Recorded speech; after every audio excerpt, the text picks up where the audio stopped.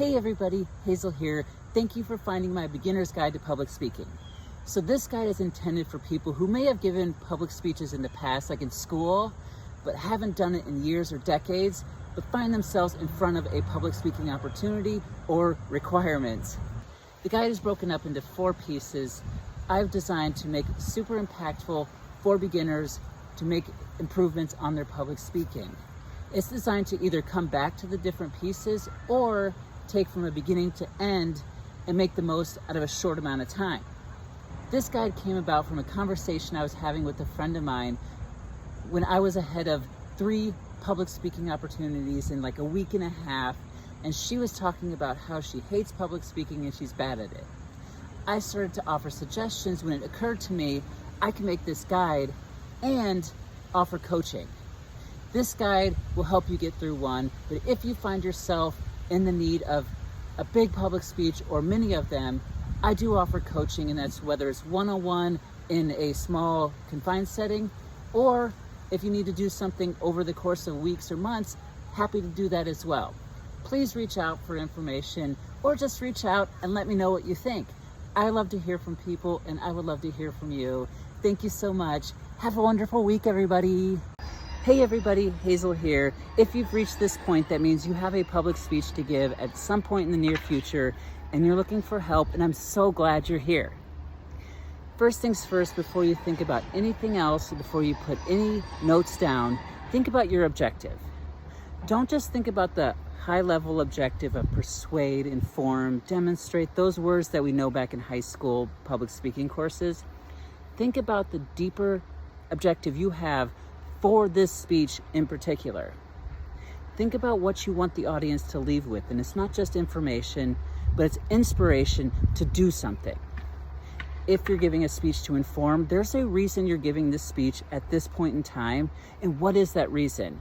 Get that familiar with yourself so that you can pass that along to your audience. If you're persuading, it's a little more clear what you want the audience to do. It's that objective you have to persuade them to do. Demonstrate all these things that you have possible. Why are you doing it at this moment? And you need to be very clear about that within yourself. So to do this, I suggest you think about the people who are going to be in the room. The next step is to get the details and the ideas of what the audience is, but what do you want those people to leave with? What do you want those people to do? Think of the action words you want from them after they leave. When I'm giving speeches, it's often to inform people about the trans experience or the anti-trans laws or transitioning in general, but I just don't want people to leave with information about transitioning. Most people aren't going to transition. My objective is to create an emotional connection with the members of the audience, so the next time they hear an anti-trans law is going into place, or this anti-trans or this trans experience, some other story that they hear, they think about me and the implications that it has on me, because that's how they've created an emotional connection. But have this objective at your heart, at your core, all the time, and you are on your way to having a great speech, and I'm so excited that you're here.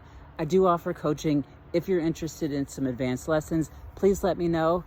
Otherwise, I'll see you at the audience. Here we are talking about audience. So previously we talked about what we're going to tell them and what we want them to do after our speech. Now it's time to think about who these people are. So there's a wide range of possibilities. We may know some of these people very well, or we may not know at all, but either way, it's worthwhile to spend some time thinking about that. On the perspective of when we know the audience, think about how we know them and what context we know them, compared to under the context we are speaking to them. For example, if there's people we know at a work setting and we're speaking to them at a personal setting, how might they be different? Think about how you are different in work versus personal. On the other end, let's say we have known nothing about these people. Think about the way it's being marketed. Think about the time, day, venue, where the invites are going to, and who might show up based on those invites. When I'm giving speeches informing people about my trans experience, I understand there'll be people in the audience I know and are friends with and who might be trans themselves. I also know there might be people who are against me existing or completely ignorant on trans what it's like. I try to tailor my conversation to what might be there, being ready to speak to both, either, or something in the middle. When you're thinking about your audience, just keep in mind you may not know who's coming, from what perspective, but try to find out as much as you can. Try to find out if there's people you know. Try to find out if there's people you don't. Try to plan for all instances, but whatever you do, think about who's there, think about how you can find that information, and think about how you would find out about this event and why you would want to go. Thank you so much for listening to my video about the audience, and you are one step closer to having a wonderful speech, and I know you will do so great.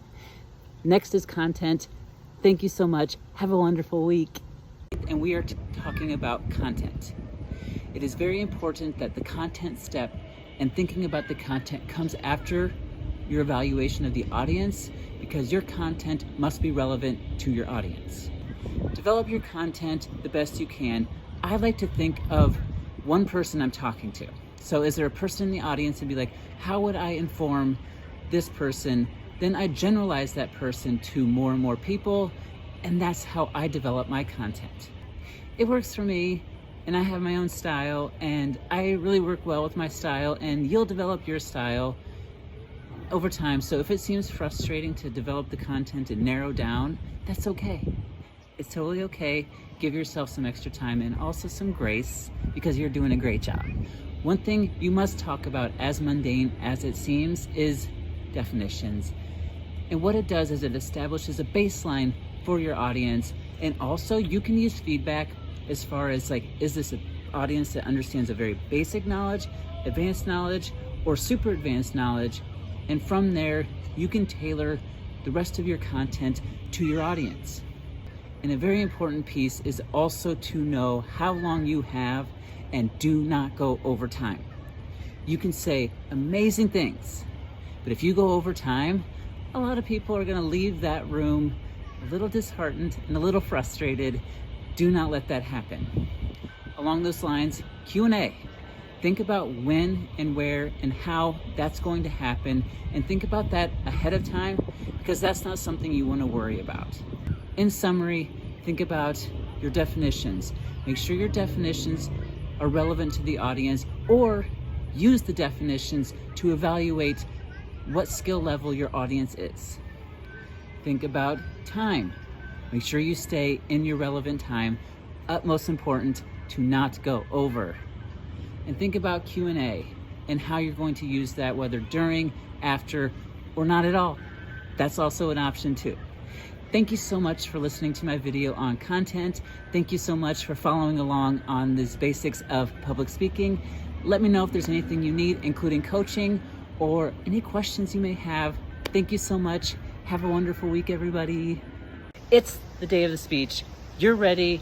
It's going to be great. I know you're going to do great. On the day of the speech, there's a couple things to think about, and I split it up into two different categories. One is the room itself, and the other one is the speech itself. For the room, if you can get there early, please do. If you can get there days ahead of time to check it out, please do.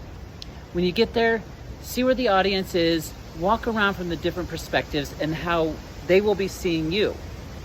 If you're using technology, test it, and then if you can, test it again. Test the microphone, test how to turn it on and off. If you have slides or some other visual, test how to do that and move through the slides. The people around the room are going to be important. Find out where they are.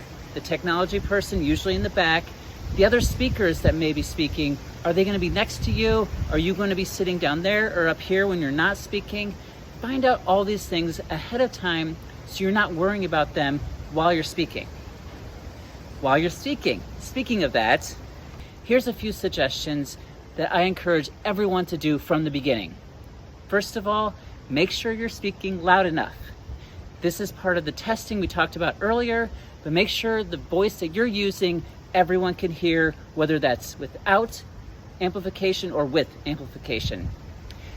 Along with your voice, make sure you are talking slowly enough for people to understand. We all talk faster when we're in front of a microphone. Plan for it by practicing more slowly. Eye contact is super important, and here's a trick. Find a few faces around the room. Usually there's somebody smiling and impressed with what you're saying. Find those and rotate between them. You'll find out that you're looking at all areas of the room without having to look at all areas of the room. Finally, smile. Smile. Your voice will sound better, your voice will carry better, and people will think you're having fun and listen more attentively. Thank you for being a part of my beginner speaker guide. I know you're gonna have a great speech with so much confidence and be so eloquent, and you'll be impressing yourself and others. If you need extra help, please let me know. I do offer coaching, and I do love to just hear feedback. If there's anything you have questions on or suggestions, please let me know, or just let me know how you're doing. I would love to hear from you. Thank you so much. I will see you soon. Have a wonderful week.